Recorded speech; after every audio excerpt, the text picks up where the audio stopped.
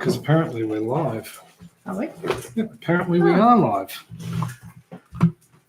Just try and stabilise that. And delay. And delay. There's a delay. There's a delay. Okay. Still waiting. Still waiting. Just excuse us while you're watching this in the replay. There we go. And hopefully Jack's going to behave this time round. How's it going, Mike P? We have 13 people. Oh, there we go, Bianca. We do have people, and we've got 13 people watching. How's it going, folks? Happy Sunday afternoon. Welcome to the September Farm Hangout. I hope everyone's hearing this okay. Yes, there we are. Yo, Hammer's hammered. Let us know in the chat if we're coming through loud and strong, because we haven't really done much of a check with the mic. So maybe we need to turn that up a bit. Does that help? All good? Thanks, Mike. Hello, Curtis. Sounds good. Good morning. So it looks like we have a couple of Aussies in the chat so far. Hey, Patrick. How's it going, mate? We've decided we're going to do these things pretty much monthly for the time being. We've always had a lot of positive response from everyone. G'day, Peter. If you have any comments or questions, comments. If you have any questions, do you want to pop them in the chat and make them all capital? So in Korea, but American, not a problem, mate. So you're in our time-ish zone. So capitals, questions in the comments, and make it easier for Bianca to read it because she's got her glasses. I don't have mine. Hey, Taris, how's it going, mate? Good morning from Perth. How's it going, Perth? Aloha. G'day, Echo. So, any questions? Feel free to add them in there. I'll give you a bit of a rundown on what we've been up to this week. Feels like we never stop, but we're stopping this weekend. We're stopping this weekend. We had a bit of a break. Last weekend we had visit from Maya and Ahanu, her partner. And they gave us a hand pulling down the fences and all that sort of bits and pieces. So that was pretty cool. And on Sunday, Bianca shot down to Ipswich with them, or Brisbane. Yep. So she's had a bit of a work meeting to do with her work down in Brizzy last week. So I had a bit of a medical emergency while she was down there. She's not going to Brisbane anymore. Last time it was blooming gallbladder. This time she had her first silent migraine, which was an experience, wasn't it? It was freaking terrifying. Yeah. So do you want to explain? It starts out with no pain, but you get lights and then it blocks your vision and you can't see. I've also heard them called aura migraines. Aura migraines, yeah. Because that's what it looks like. It sort of comes in from the sides. And then by the time I made it to Ipswich, I was in a world of pain and freaking out. Panic mood. Yep. So I ended up going down on Tuesday. Bianca went down Sunday. That happened Monday. I went down Tuesday. Hello, Tennessee. Antonio.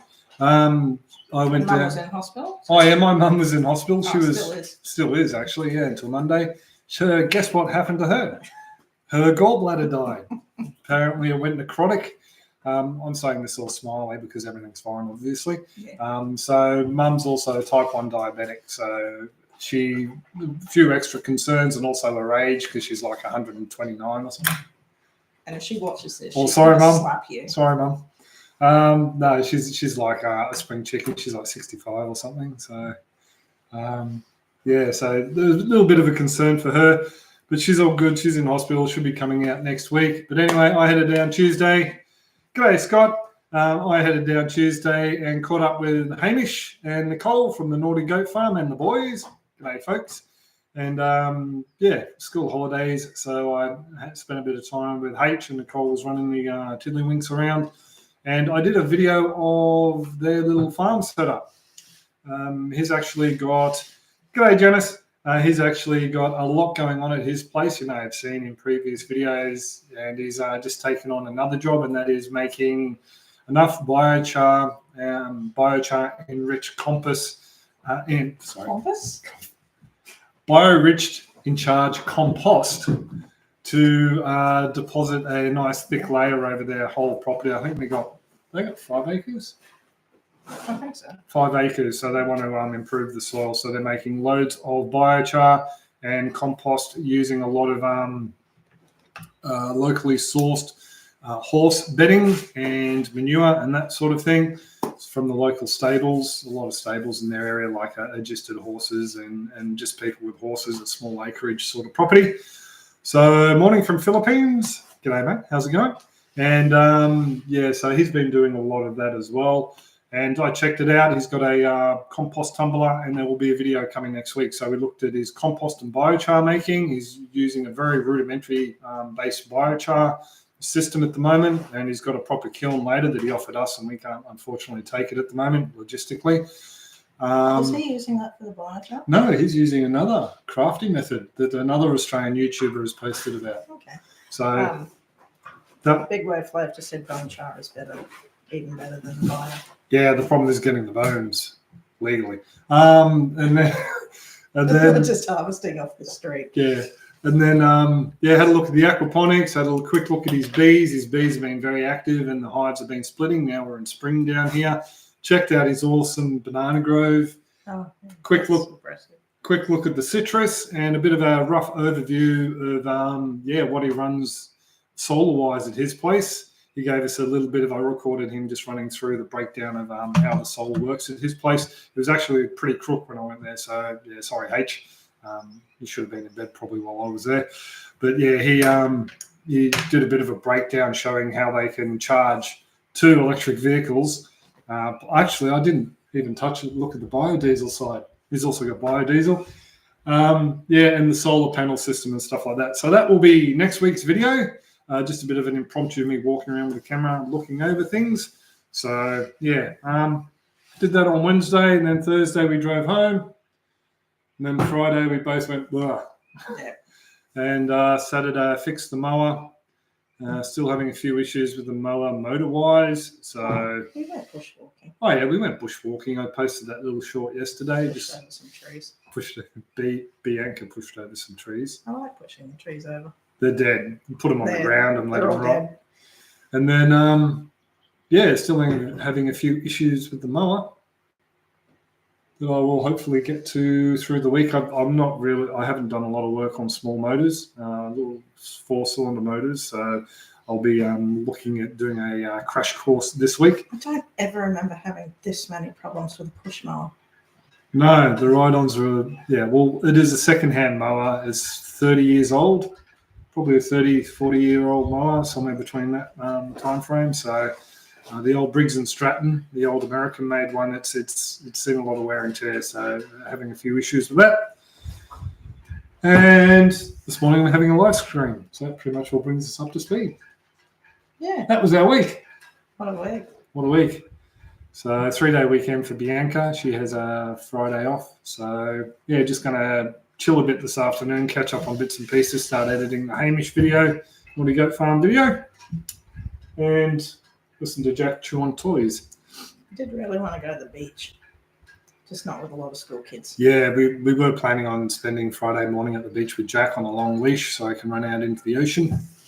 But yeah. School holidays. So we'll do that next Friday. Bianca has off. Yeah. So we Woodgate's our local beach. So it's what, half an hour drive? Yeah. 35-minute drive. And g'day to Scott and family. They're at Woodgate area. They're bought some uni seals off me and I dropped them off in Childers. So doing deliveries for local folks as well here, which is good. Actually, g'day to everyone who said g'day to me in Childers. I've actually said hello to more people who follow us and watch us in Childers than I have in Ipswich. So we've only been here 12 months, probably about a dozen or so people now who have stopped us on the street and said g'day, love the channel. So g'day to all you local folks. That's pretty cool for such a small town anyway. Anyway. We got a question. Echo's asked. Yeah. Have you all ever thought about creating a video that covers your way of life as far as caring for everything around the home farm? Something for children to see for the purpose of learning, but then the order of things that are built in, taken care of, and then harvested. Yeah, we really haven't done a lot. We've sort of. I'm starting to feel not having the garden. Yeah, we've been doing the market things for the greens and all that. To tell you the truth, I don't really eat a lot of vegetables. Bianca does. Yeah, but I want all the herbs and the chilies and stuff. So we've got some. I forgot to bring up the turmeric and the little ball capsicum from Ipswich while we were down there. They are. I brought up some lemongrass to start off some lemongrass. So divide them.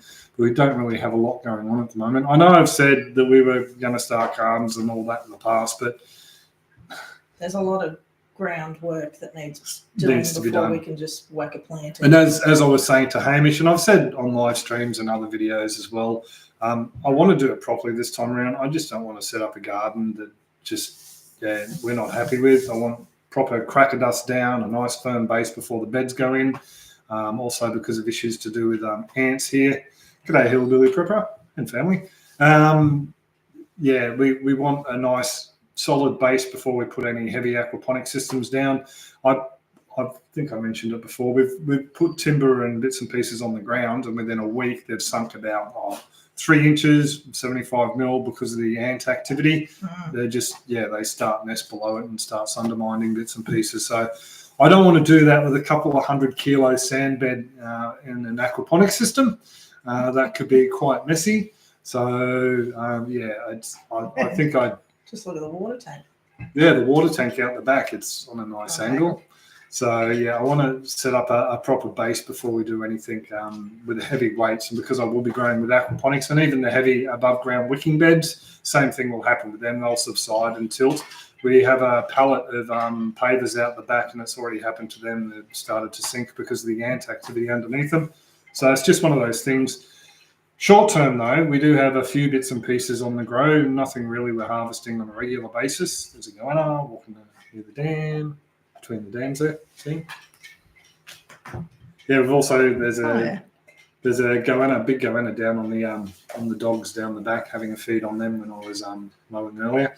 But the hydroponics, I really should set up the hucho buckets. I know I keep saying that I'm going to, but I haven't yet. The nutrient is still down in Ipswich. I saw it the other day and I put it aside with the other stuff that I forgot.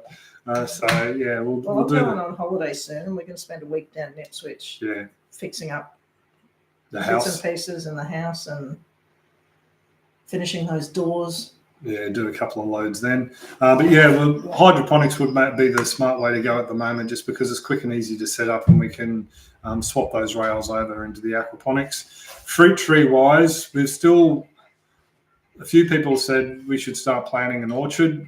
When it comes to planning the property, it was something we always said from the start. It's going to be a minimum 12 months before we do any major infrastructure, just because we want to see the lay of the land. It's one of the first things we were taught in the permaculture course was you need to see how a property moves through the season, not only the weather, but prevailing winds, fire directions, how the water runs through the property. Just because you've got a slope doesn't mean you're going to have a lot of water pooling down the bottom if you've got really porous sandy soils like we do.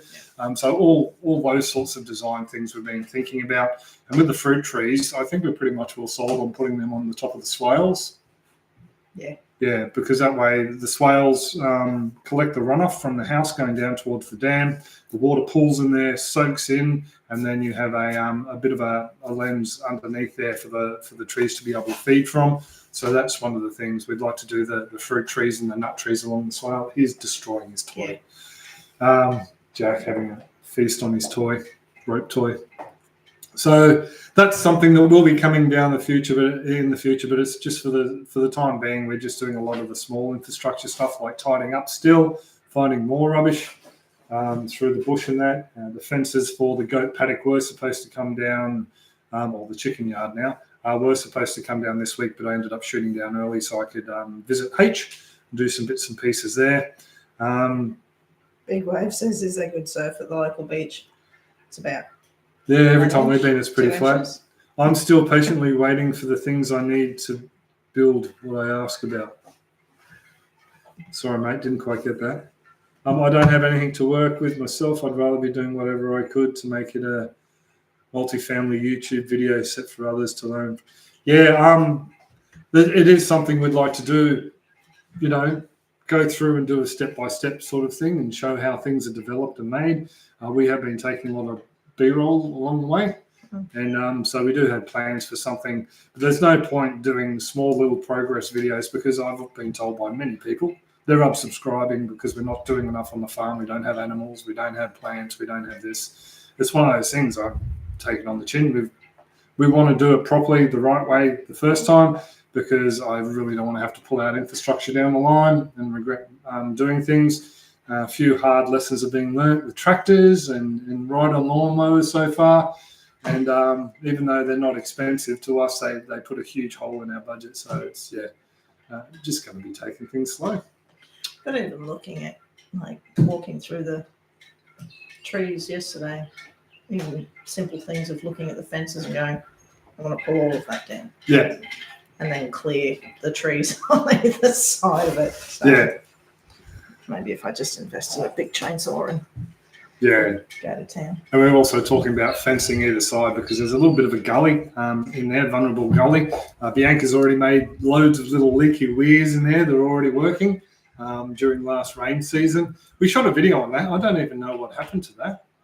It's lost somewhere in the archives on one of my hard drives. Oh, we spotted a new spot yesterday, which would be really good for a leaky weir, and then just pack it full of trees because it's quite cut out. And Bianca identified the 3 or 4 steps that would bring the soil back up to level. So you create little weirs in different heights and steps so we can bring the gradient back. So it'll be a nice, But also too, we need, I was thinking the vetiver grass is pretty much something we need to aid in that sort of thing.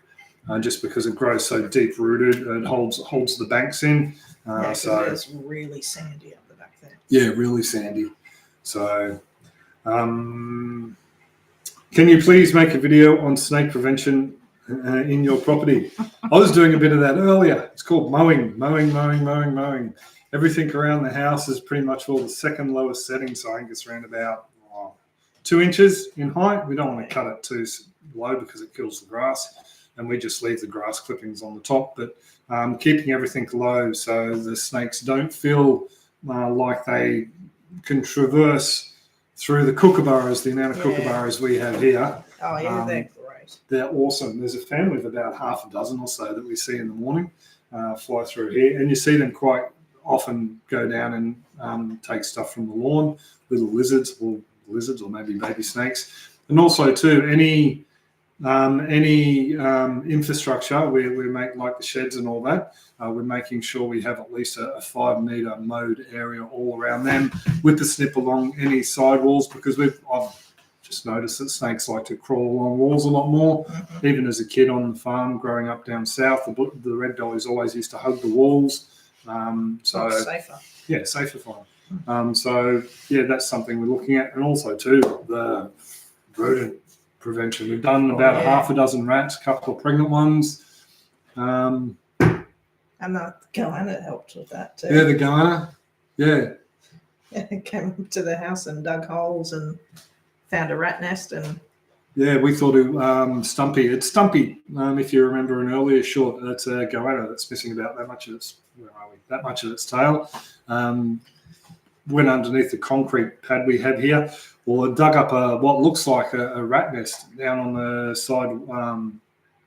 What would you call it? Fence line. Yeah, it's sort of like a little bit of a drop down to the old pig paddocks. So straight through there, dug it out. Had a good little look around there. So getting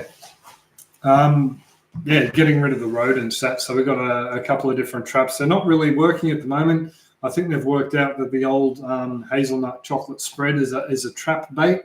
So we'll swap back to peanut butter now, just trying to alternate between them. The other snap trap went off last night, but it's all been eaten out underneath the trap. So I've also brought up another style of snap trap from down south we had a lot of luck with. So is that the Tomcat. No, the Tomcat's the spring had broken. That old, so okay, it's they were just really another good. just another snap trap.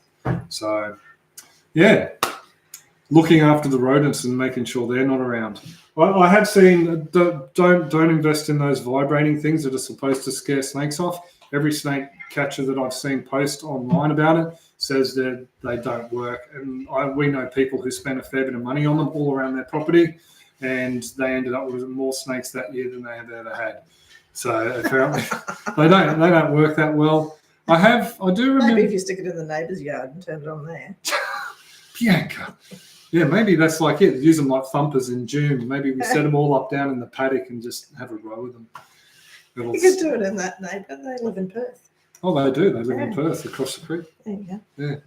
Imagine that. They act like a thumper. That's cool. Anyway. Breaching out of the ground. Yeah. Okay. Question. Yes. Are you going to make an aquaponics high tunnel like Rob Bigelow, or are there any new plans for an aquaponics system? Yeah, I want to do as much as the actually, we won't get into that. Let people be unique and diverse. But yeah, no, I'm going to build a sand bed aquaponics system. There is the IAVS folks, but I don't know what's going on with those guys. Something, a little bit aggressive for some reason. But I'm doing a sand bed. Basically, it'll be a sand filter. I will do a grow tunnel. Still tossing up with the idea of having the fish in a fish room, just a small little lean-to shed, more than an actual full shed. You want to do it when we extend that shed. Yeah, when we extend that shed. So basically have the fish somewhere external from the plants, and then have it so that there's a biofilter room with the fish, so we can run it just as an aquaculture system if need be, and then have the water flow out. And the idea is I want to do it sort of like Owen did, if you remember Owen's system, have the solids collect in a radial flow settler that then periodically pump directly out into a sand bed that acts as a filter, and then that will receive all the solids waste as well as nutrient-rich water, and then have other beds receive just water from the system, which will hopefully be solids-free. And just do a bit of a comparison. There's some people who have had really, really good results with just a sand bed system. And then there's other people that had all sorts of deficiencies. Gary Donaldson passed away a little while back. He was the guy here in Australia that was helping promote IAVS. I had a couple of chats with him, and I was just a bit concerned about what he was considering a sustainable fish load for the size system that I wanted to build when I was chatting to him, mainly because I like the water to be exchanged through a biofilter continuously, because if something goes pear-shaped and you lose your fish, well, that's it. You've lost your fish, you've lost the powerhouse. With the IAVS system as it stands, they basically run it a couple of times a day just to filter the water through the sand beds, and then the fish are sitting in their own water that is slowly accumulating ammonia. And I know people say, as long as your water parameters are all right, the fish are going to be safe in ammonia-rich water. That's fine, but what about that one time where maybe you have a heat spike and it sends... it kills all of them. Yeah, it turns the ammonia from ammonium to ammonia and kills your fish. There's all little... different facets to look at. While it works for some, they've never had an issue. I prefer to play it safe. I'm looking after animals. It's the same as my chickens, or your goats. You wouldn't let your goats out into a paddock, you have while they're kidding that you have feral pigs in, or you got to look after your animals. That's a bad analogy, but you know what I mean. You got to make sure the welfare of your animals comes first. What's the bacteria like in the sand beds? Really good. There's got loads of surface area for bacteria. So it's not that. It's just that the fish will be. Bianca doesn't know a lot about it. The fish will be sitting in their fish tank with no biofiltration for a period of time. And I vaguely remember Murray Hallam, one of his videos. He actually ran I don't know. I'm a bit confused because I sort of remember seeing a video of Murray Hallam's when he was running the sand beds. He actually had a biofilter on there as well to make sure that the waste was processed as a bit of a backup. So that was a standalone biofilter. So that's something I think, Murray knows a thing or two about aquaponics, and if that's the way he went, that's the way I think I'd probably go as well. So yeah, it's yeah. So that was a question about who was that? Was that someone asking about Antonio. aquaponics? So yeah, we're definitely, yeah. So Peter said put the trees below the swale so the roots don't impede the drain. Oh yeah, the roots. No, when I said they go on that. Yeah.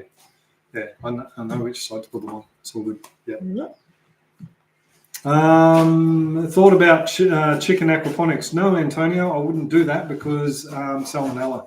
I know there is an old permaculture drawing about in Asia, I think of Vietnam, they have, is it pigs, then chickens, or chickens, then pigs, and then it falls through the pond to tilapia underneath.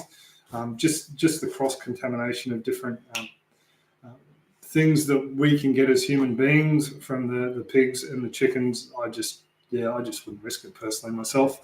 If you want to grow with chickens, collect them and have them in a like a deep litter system. So you have like a foot or to 2 foot worth of deep litter in their night or in their night pen, or if you keep them pens permanently, have that in there. All their waste collects on straw or hay or whatever bedding material you want to do, wood chips, wood shavings, and then it breaks down, turn that into compost, and then grow in a wicking bed where you've got a contained, I like wicking beds because they're a contained ecosystem. Your nutrients aren't washing away, they're staying in there, the plants get to use them all. Grow that way if you're looking at just using chickens as a nutrient source. We're considering that to be our main compost source when we have the chicken pen. We've got a load we need to shovel out now to build our own soil, because the soil, native soil here, is very sandy, not something we can just throw in a garden bed and start growing with. We'd have to buy a load of additives to put in there with it. Even the mulch in the bush here is eucalypt mulch, so not the best thing to have because it's... Not if you want to grow it. Yeah, because basically it releases chemicals that stunt plant growth. So we're looking at using the poultry as a way to create compost to begin with. So that's why their free-ranging days are numbered once we get the chicken pens in. So that we'll just have the guinea fowl free-ranging then, looking after snakes and ticks and bits and pieces like that. So yeah, chicken ponics, not something I'd really do. Oh no, just paid $800 for vibrating snake repellents, awaiting delivery to Perth. Sorry about that, but that's just what we've been told, and we've seen snake catchers posted out. There's a couple of really good snake catching groups on Facebook. There's an Australian snake ID one I've just recently joined. I'm sure that's why I'm dreaming about snakes, because every other post has pretty much all coming up with a snake ID one at the moment. A lot of duggets around Western Australia from what I've seen. So yeah, a lot of those groups, they have a lot of local snake catchers, and it's, if you don't know what you're doing with snakes, I know one guy in particular, you guys probably know him as well if you watch the channel, Mr. Bruce from used to be Aussie Fish, now the Jade Perch Man. He's got quite a few posts on his older YouTube and Facebook of him looking after venomous snakes and getting rid of them, but he's experienced. He's one of those sorts of chaps who's just an all-round Aussie sort of bushman, knocking around bloke, and yeah, he's pretty confident around them. But if you ever see venomous snakes and you're not used to dealing with them, just don't do it. They're too unpredictable, especially the eastern browns. Red bellies just go along their way. They're pretty harmless in reality. They're not aggressive snakes at all. But the eastern browns and the taipans can be a little bit finicky if pushed. And mind you, that's if you push them and you try and move them on. So yeah. Sorry about that. But yeah, maybe there are some different snake ones that do work. Bianca's actually doing a big Google at the moment. Yeah. They're saying there are ones that do work. I was just looking for reviews. Yeah. Apparently, American government agency, I missed which one it was, uses clove oil, cinnamon oil, and something else, and they spray stuff with it. Oh, okay. And that makes them go away. Well, that would make sense because when we had our pythons, And if a python latches onto you and won't let go, they suggested you use something like clove oil and alcohol. Alcohol, like a strong, like the rubbing. What are they? I was going to call it Gatorade. Icicle. Icicle Gatorade. It's got a Gatorade. It's got a gator on it. Icicle. One you drink, one you don't. Okay. Well, some might. What you do is you don't put the alcohol on the snake, but you put it near the python's nose, and they would release. So yeah, maybe there's clove oil. That would make sense. I remember vaguely now someone saying peppermint oil as well, because it's also good for rodents as well as snakes. See, I do need to just grow peppermint. Yeah, Bianca wants to grow a whole heap of mint on a bank that we have between the house and the shed, just to. I might stop the chickens from scratching it up as well. Yeah, but so. Then you don't have to mow it. It grows a certain height, the end. Yeah. Crafty said the bigger the property plus the longer it was misused before you got there means it's going to take longer, a harder time to get things going, especially if doing properly don't lose heart. Yeah, that's exactly it. My main issue is YouTube is a big part of my income, and while I'm not posting content people want to watch, my income drops dramatically, which makes it a bit of a loop, harder to save up to do the bits and pieces. But we're finding ways around that. So that's no drama. So Antonio asked, "Do we have a 3D printer now?" No. No. And we haven't tried. No. Who Chose Designs? Has anyone tried? Have you gotten word from anyone using Who Chose Designs? What? Oh yeah, heaps of 3D? people. Oh, you mean the ones on our Printing. guide? Oh, the bell cipher. No one's left a comment. I've got a when you buy the Aquaponics guide, there's a Hucho designed bell siphon that has my logo on it for 3D printing on the guide. It's available to anyone who buys it. But yeah, no, Hucho. Mitchell rang me out of the blue the other day. He's proposed a video for us to do. So he's a top bloke. If he was closer, we'd probably hang out a lot more. He's a couple of hours drive away. So yeah, there may be a Thai-inspired flavored vodka or gin coming to the channel soon. So. Or coming to my kitchen. Coming to Bianca's kitchen, yeah. So it's something I've wanted to do for years because it's my favourite flavour profile, which is basically lemongrass, galangal, Tahitian lime, the lime, kaffir lime leaves, and just a wee tad of ginger. And be interesting to make a couple of batches and put chili in some as well, just to give it that little bit of a hit, like that Ranga ginger beer with the chili. That was awesome. That was a kick in the a kick in the taste buds. That was like half a drink and I'm done. Yeah. So thank you, Mitch. If you ever see this, mate.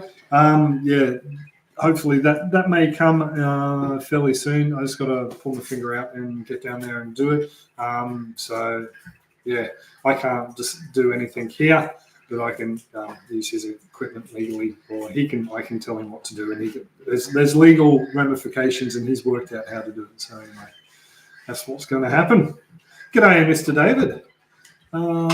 See the whole truth. Snake milking for antivenom. No. Yeah. No. Thanks. No. Yeah. Now I saw Patrick say duckponics. Duckponics is okay because apparently the ducks don't have the same sort of salmonella. And worms. We need to get worms again. Well, we got worms. They're just not contained within a farm. No. We need to, and the black soldier fly is another thing. At the moment, we're just doing pit composting. Yeah. So we've got a bucket outside the door, bones, napkins, anything that'll break down. Yeah, we're basically putting it in areas where we want to revitalise the soil for future potential trees or plantings. Like there's a whole row actually where we should bury this lot. I want to do the blueberries beside where I took one of the fences down just behind the chicken coop because that's going to be the end of the garden area, and it will be easy to net because it'll be off the fence because the local fig birds.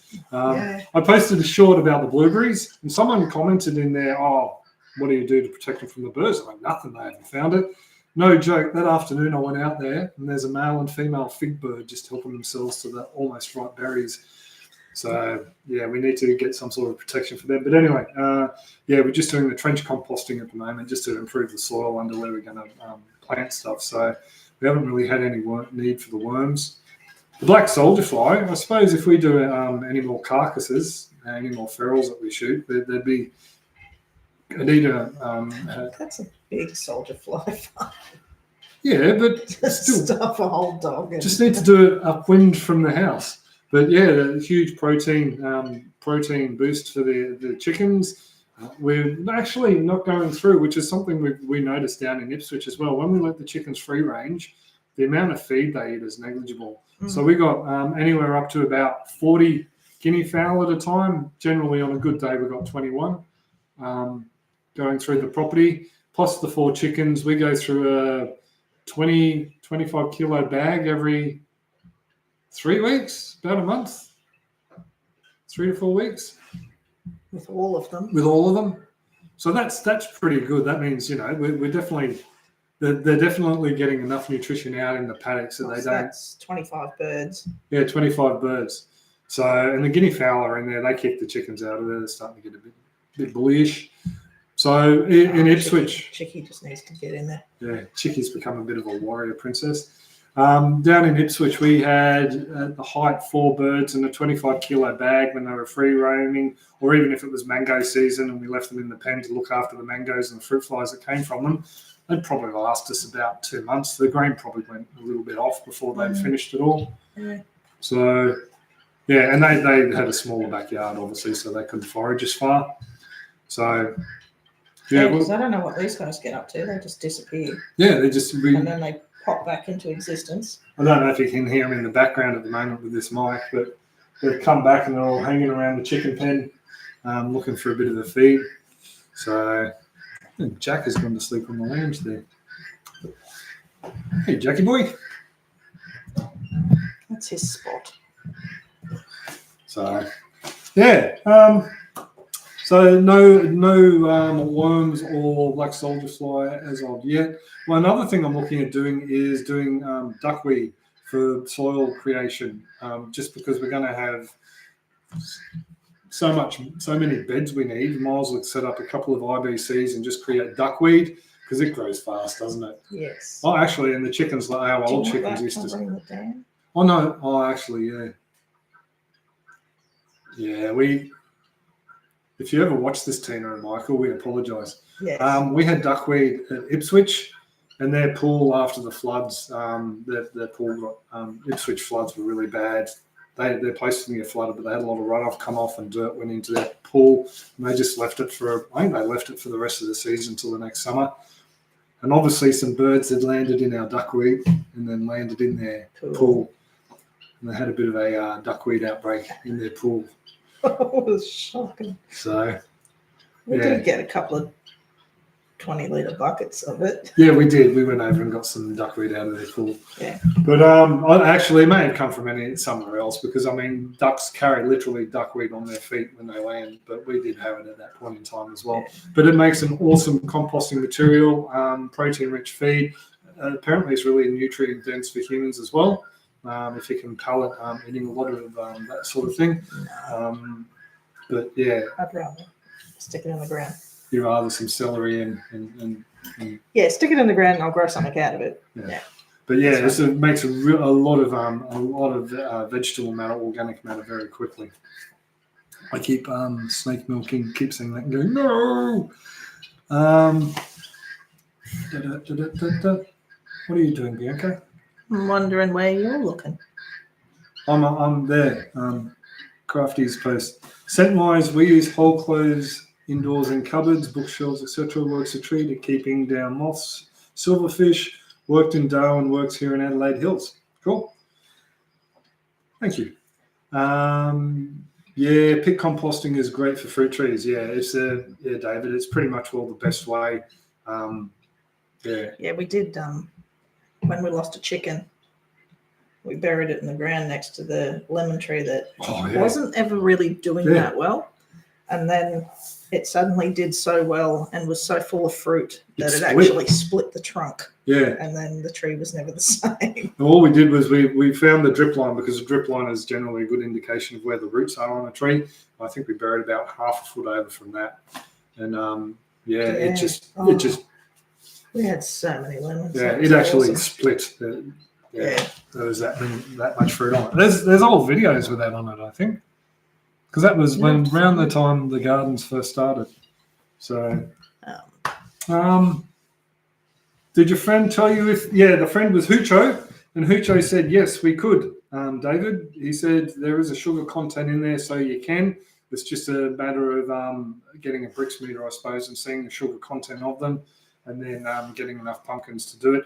We've actually given away all the pumpkins. We've kept. There's one on the bench. Bianca cut one up last night and did a nice balsamic pumpkin and oniony thing. You didn't put feta on it. No, I didn't. Oh, you forgot the feta. But we've only. I think we've only got 8 or so left because I found 2 more when we were pulling down the fence last weekend, but they've already been gifted. Oh, I brought them in. Maya took them. Yeah, Maya took one and I took one. H and Nicole got one. Hope you found the bananas and the pumpkin, guys. I gave them the last of our. Oh, sorry, table. Gave them the last of our dwarf bananas. Dwarf Cavendish bananas, because we're in Australia have different banana zones because of commercial activity, and we're 2 banana zones up from where we used to live, so we couldn't bring the Cavendish bananas up here due to different diseases. They're in the same banana zone, so H has taken them and added them to the awesome banana grove.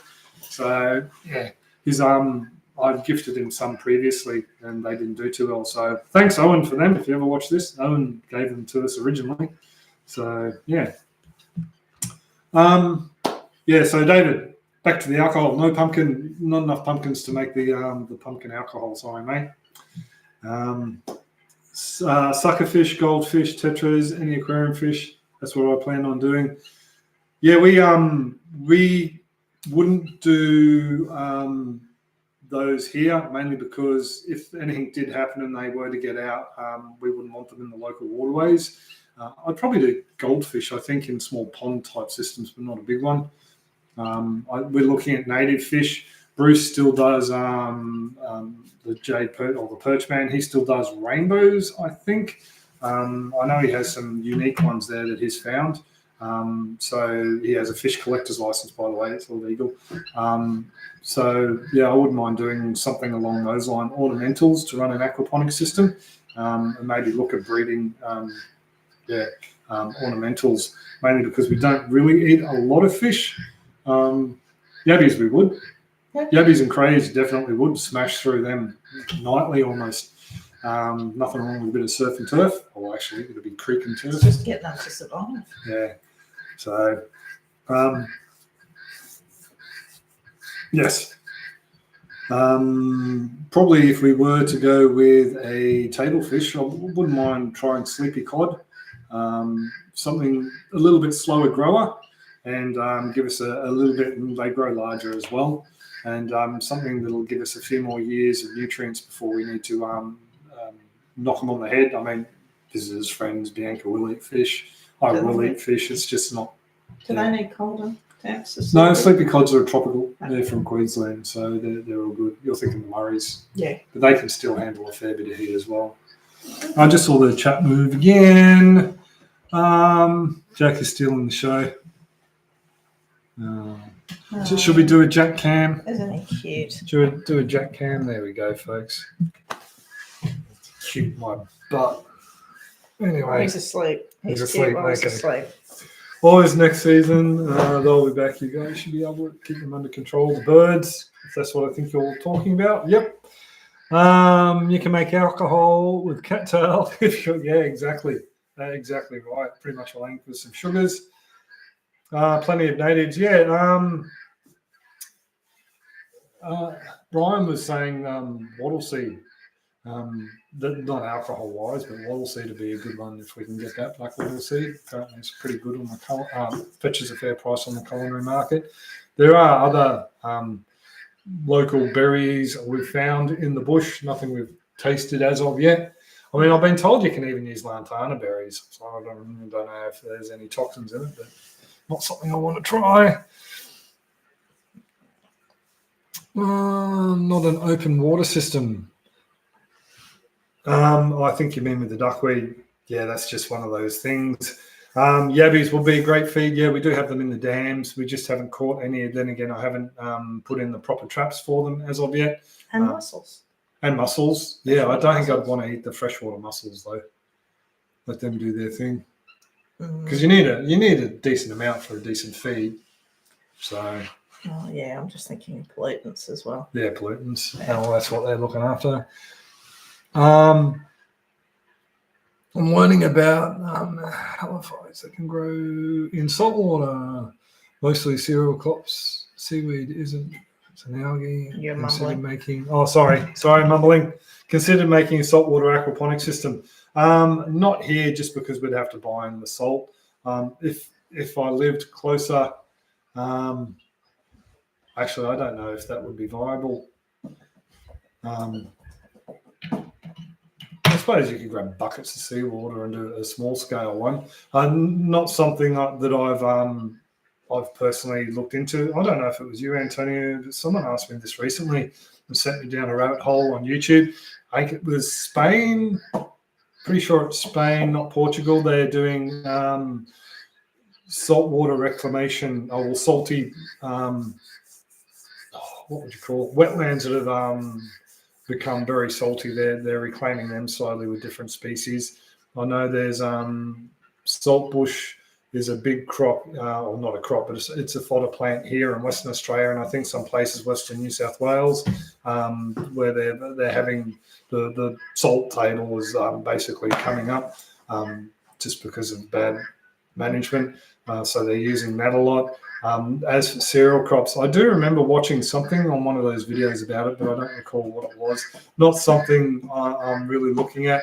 When we do have the aquaponics, so one of the things I want to try in the sand beds is grains and cereals and fodder crops for the chooks and also for the goats. So I want to do something along those lines in there, just as something different. Yeah. So, not something I've really looked into. Looked into native bees. Yes, we still do have the native bees down south. We also have loads of native bees here on the property. Seen them all on the blueberries when they were flowering earlier, loads of them. And we have seen them out in the bush, even on the lantana and things like that. So we know there's loads of them here on the property. Haven't seen any hives though, but then again, we haven't really. I'd say there'd have to be some there with all the hollow trees and not. There's so many, so many places for them. Yeah, so definitely would have some here. He was cleaning himself when I said it. Oh, yeah. Always cleaning himself. Natives don't sting either. Yep, that's a good one. I do know a guy who lost the plug on the hive in a car, and they do bite though. It was a very interesting car ride, apparently. Just wondering, how much water do you use each week when you had your aquaponics? I've set mine up with 3,000 litre tank, and I'm using about 100 litres a day. I cannot see any leaks. So I think I was doing around about 150 to 200 litres a week during summer. And that was with two 1,000 litre tanks, 600 litre sump tanks. Sorry for all you Imperial folks. And how many beds? There was 4 beds. Yeah. So I was using that in summer. Once we were fully pumping out the greens and we were going through the crops, harvesting, and they were growing. Yeah, we were going through quite a bit, 150 to 200 litres a week, easy. Even more depending on what the crops were in there. So yeah, that can sound. Oh, it's next door's tractor, dude. Big guard dog. So 100 litres a day. That seems like a lot, Jamie. How big a system? Like, are you somewhere warm like Western Australia? And how surface area of water wise? Is it just a 3,000 litre tank and then a sump? Or is it something else? Surface area, that could be aiding in the evaporation. But 100 litres a day, unless you're pumping it, like if it's fully planted, that's and you've got loads of grow bed square meterage, it's quite possible you could be going through that. Mount Isa say, yeah. you could well and truly be going through that just in evaporation plus what you're growing at the moment. Because I take it things will be pumping out at the moment up there. It's been pretty pleasant here the last week or so. Goats, kudzu. Yeah, someone else said kudzu is a declared weed here. We can't have it. So it's something that I have seen other people use, and some people reckon it's not as bad as other people say it is because it is so nutrient dense and good for livestock feed. But yeah, it's one of those things we just can't have here, especially on a YouTube channel that people who work for the government view and work for the Department of Environment view. Not something I can really have. So yeah. Mount Isa, UV shade cloth close to surface. Yeah, that helps with evaporation, and also just even over the plants as well. Keeping the plants cool reduces the amount of transpiration of the plants or loss of moisture. Yeah, well, the air up there sucks the water out of you. Sorry, guys, I'm just going down through the chat there. 3,000 litre tank, half an IBC is a sump, getting a bit hot for stuff already, but winter went really well. Yeah, I can imagine that up there. You guys could almost grow ginger and plants like that all year round, couldn't you? Actively grow, not just keep them alive. Nice and warm up in there. So, any other questions or anything else people would like to know? Anything else we've missed that we wanted to bring up? Other than guinea fowl are annoying at 4:30 in the morning. Bit of an early start today. There's nothing really that I can think of. No. So we might, what kind of pH? Oh, there we go. Lazy. Oh yeah, I'm so lazy. What kind of pH tester do I use? I use a Blue Lab, and I also have a Hannah. I have a Blue Lab master tester, so it does EC as well as pH and temperature as well. Mainly because when I was going out and doing tests daily using the chemical tests, I didn't find them that accurate. Could be just me not being able to read the colors correctly. And B, it's just so much quicker just to have the probe in there and just turn it on and see what the pH is, especially when I was getting massive swings when we had large fish load in the system. So I was adjusting almost daily. So electronic one's good. Blue Lab and also Hannah. Hannah's the other one. I was using the Hannah Red pen for ages, which was just temperature and pH. Blue Lab offered me one of their master test ones. Do they call it the master? Sorry, I don't remember, but it's basically the small little handheld one. They offered me one of them if I did a bit of a review on it.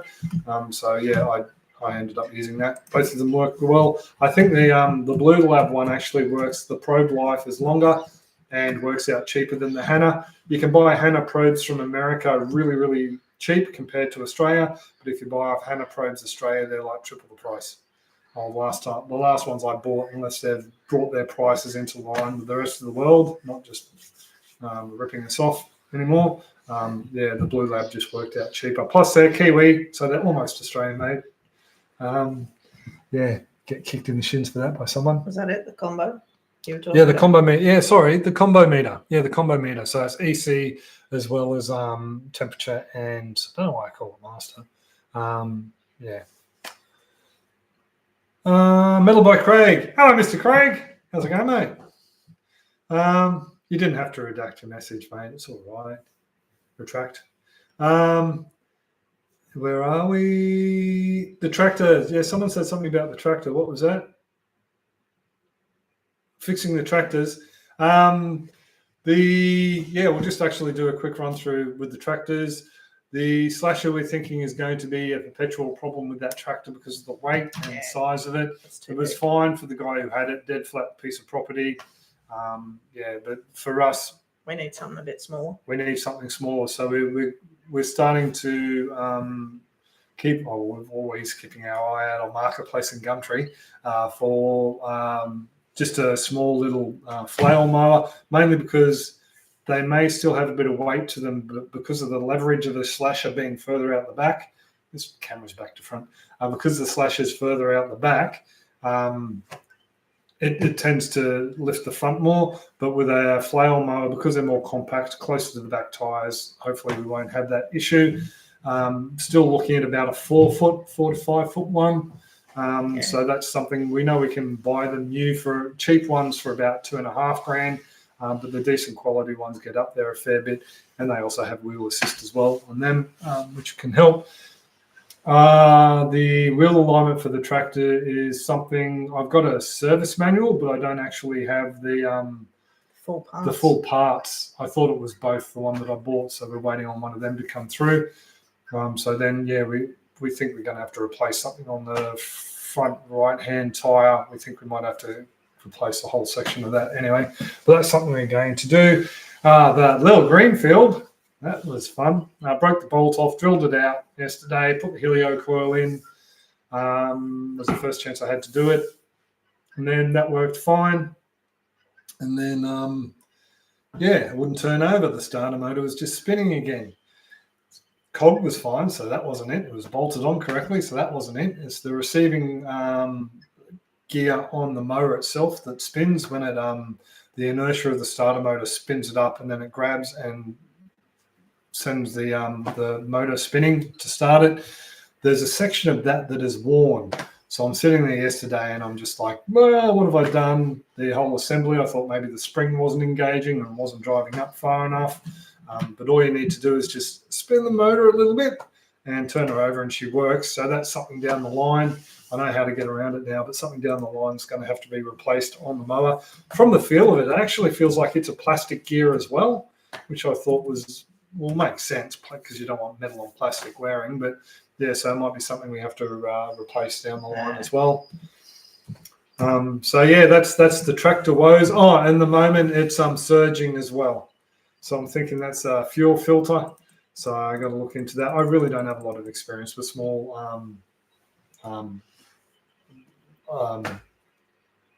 motor maintenance. Is your eyes doing it again? Migraine eyes? Yeah, it's getting hard to see the writing. So you keep reading. I'll keep reading. I'm going to get some drugs. You go get some Panadol. She's a worry. So that's what's going on there.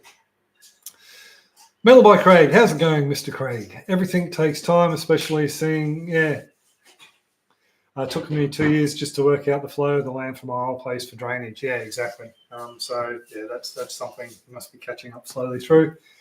Hello, Elliot. Good to see you here. David, it's a bit big for the tractor. You might want to be able to... Yeah, well, that's it. We're thinking about selling that either on Marketplace or maybe go... There's a used machinery place I should have checked out,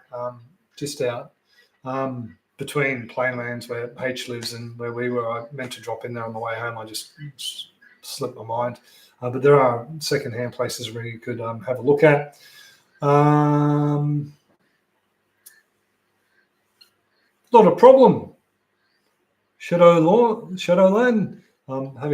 Don't have my glasses, can't find them. But not a problem.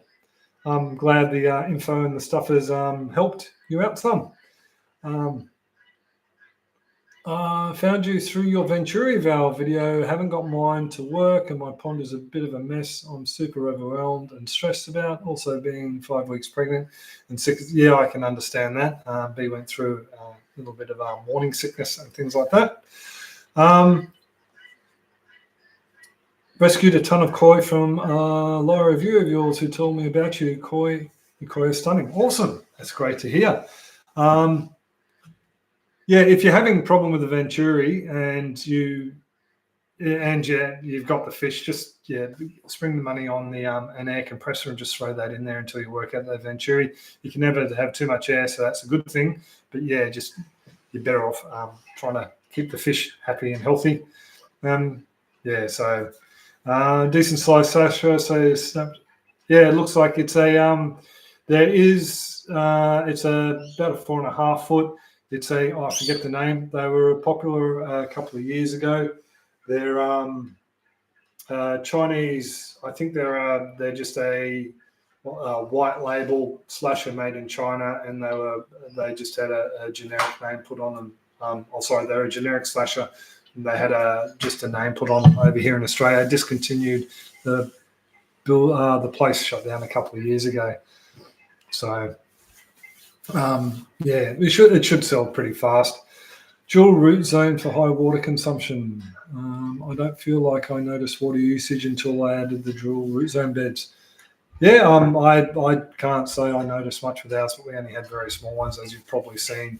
I don't probably one to ask Steve Dredd, see what he can say about that. Maybe it's just the soil acting as a sponge until it's saturated. There you go. All right. Maybe I need to put you out the pasture.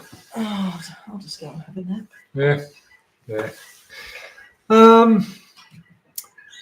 Yes, rescued a ton. Yeah. Oh, g'day, Rebecca. How's it going? Long-time supporter. Thank you very much. Small. Here we go. Hammers hammered. You could make another small veranda or balcony hydro wicking setup to feed the people who don't watch the farm stuff. Yeah, well, that was what I was planning on doing up here because what is it now? It's 11:30, and we've still got sun on the edge of the veranda, so it'd be a good place to do it just for the morning sun. Pardon me, and so it doesn't. On the veranda. Just off the side of the veranda on the rail. Yeah, I know it makes our field of view. No. I'm thinking of the timber. Yeah, actually, I didn't. Yeah. Nah, the timber's a bit garbage there. Yeah. A bit rotten. Yeah. But we could work something out. It'd be easy enough to work something out if we hang them off the post or something. Brackets off the post, and then actually we could do it down low. Anyway, yeah, no, that's something we should probably look at doing. So we might wrap it up there. Give a leg up for the tree snake. Yeah, we had actually, just quickly before we go, we had a willy wagtail nest under the carport. Yeah. And we got home on Thursday and we're watching this little head come up out of the nest and on a wobbly neck. And we know there's a green tree snake around, and now there's no willy wagtail sitting on her nest, and there's no little baby poking up out of the nest anymore. So it was a bit of a shame. That was the willy wagtail just flying across the veranda. So unfortunately, it looks like the green tree snake is well fed. Unfortunately, we no longer see any green tree frogs either. So only little brown rockets. Yeah. But anyway, there's a nice cheery note to end the live stream on. Yeah. So if you are seeing this after the fact, do feel free to leave any comments and questions down below, and I'll get to them. I know there's one video I haven't quite caught up on the comment section as of yet, but I will be getting there. So yeah, it's just one of those things. Just been a hectic couple of weeks, and I keep missing out on going back and looking over them. So yes, we better say goodbye because otherwise I just rabbit on for ages, don't I? Yeah. So I do hope you enjoy these. Let us know down below if you can, if you do like these monthly hangouts, and we will continue to post them. Don't forget Hamish's and Nicole's. I don't know if they call it self-sufficient farm, or sustainable farm, but they're awesome farm, Naughty Goat Farm. Their video will be coming next week, and we will see you later. Cheers, folks. Thank you for all the support, you awesome supporters out there. We really do appreciate it. Yes. And we'll catch you later. See ya. See ya, folks. Toodaloo. And